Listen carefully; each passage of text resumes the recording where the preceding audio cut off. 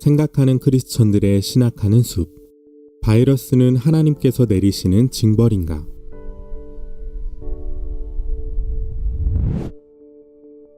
우리가 살고 있는 세상은 다양한 종류의 악들이 존재합니다. 바이러스가 창궐한다든지, 지진과 같은 재해가 일어난다든지, 산불이 난다든지 하는 것들 말이지요. 세상에 이러한 악이 발생하면 그리스도인들은 그 이유를 하나님에게서 찾으려고 합니다. 성경 욥기에서 하나님의 명령으로 욥에게 고난이 닥쳤던 것처럼 지금 우리에게 있는 악들 또한 당연히 하나님께로부터 기인한다고 여기는 것입니다. 그렇다면 정말 바이러스는 하나님께서 내리시는 징벌일까요?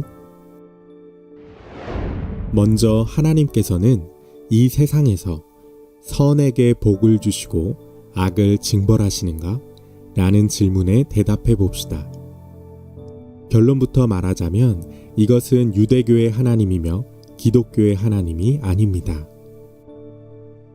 기독교는 신약 성경을 통하여 예수 그리스도께서 오셨다는 사실을 말합니다. 그리고 예수 그리스도께서 믿는 자에 대한 하나님의 징벌을 대신 받으심으로 하나님을 권선징악의 하나님에서 긍휼의 하나님으로 바꾸어 놓으셨음을 말합니다. 기독교의 하나님은 더 이상 유대교의 하나님처럼 권선징악을 행하시는 하나님이 아닙니다. 끝까지 참고 인내하시며 한없이 긍휼을 베풀고 계시는 하나님이십니다. 따라서 세상의 악이 하나님의 징벌이라는 해석은 기독교와 맞지 않는 유대교적 해석입니다. 둘째로, 그렇다면 꼭 징벌이 아니어도 하나님께서 허락하지 않는 악이 있을 수 있는가? 라는 질문에 대답해 봅시다. 우리가 살고 있는 이 세상은 이미 죄가 드러난 불완전한 세상입니다.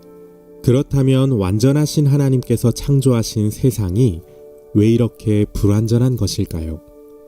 그것은 이 세상이 자유가 있게 창조되었기 때문입니다. 자유가 없는 세상은 아무런 창조할 이유가 없습니다. 인간뿐만 아니라 세상의 자연 법칙도 매우 높은 자유도를 지니고 있습니다. 그 때문에 여러 가지 악들이 발생하게 됩니다. 그런데 완전하신 하나님은 악과 함께 계실 수 없는 분입니다. 따라서 하나님의 선과 공의가 이 세상에 온전하게 임하는 순간 이 세상은 종말을 맺습니다. 빛이 오는 것은 동시에 어둠의 종말을 뜻하는 것입니다. 그렇다면 악에 빠진 이 세상은 지금 어떻게 존재하고 있는 것일까요? 이것을 두고 신학적 용어로 하나님의 자기 억제성이라고 합니다. 마치 축구공을 힘껏 눌러서 찌그러뜨려 공간을 만들듯이 하나님께서는 지금 이 세상을 존재하고 있게 하기 위하여 자기 자신을 억제하고 있는 것입니다. 하나님께서는 이 세상을 사랑으로 창조하셨고 지금도 사랑하십니다.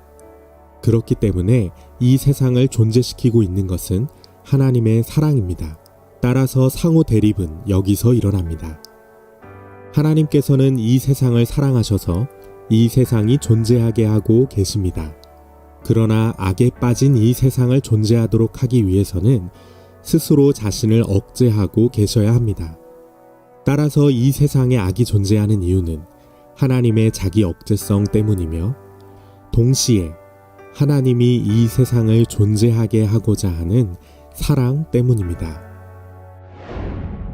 바이러스가 창궐하는 사태는 하나님께서 내리시는 징벌이 아닙니다. 경고의 의미도 아닙니다. 또 하나님의 명령 아래에 행해지고 있는 것도 아닙니다. 이러한 세상의 악들은 모두 이 세상에 자유가 있기에 존재하는 것들입니다. 하나님께서도 이런 악들을 분명 가슴 아파하십니다. 그분은 완전한 선이시기 때문에 우리가 느끼는 것보다 훨씬 더 크게 이러한 악들을 가슴 아파하고 계실 것입니다. 그러나 그렇다고 해서 그분은 그 악들을 허락하지 않을 수도 없습니다. 하나님께서 이 억제를 끝내는 순간이 바로 이 세상의 종말입니다. 하나님은 이 세상을 조금 더 지속시키기 위해, 그래서 한 사람이라도 더 구원받는 이가 나오게 하기 위해 이 억제를 견디고 계십니다. 그러니까 그리스도인은 바이러스와 같은 악이 일어나는 것을 보면서, 자연재해로 사람들이 고통당하는 것을 보면서 그 너머에 있는 하나님의 지독한 사랑을 볼 수 있어야 합니다. 그 악을 모두 온전히 견디고 계시는 분은 자기를 억제함으로써 그 악과 동시에 이 세상을 존속시키고 계시는 하나님이시기 때문입니다.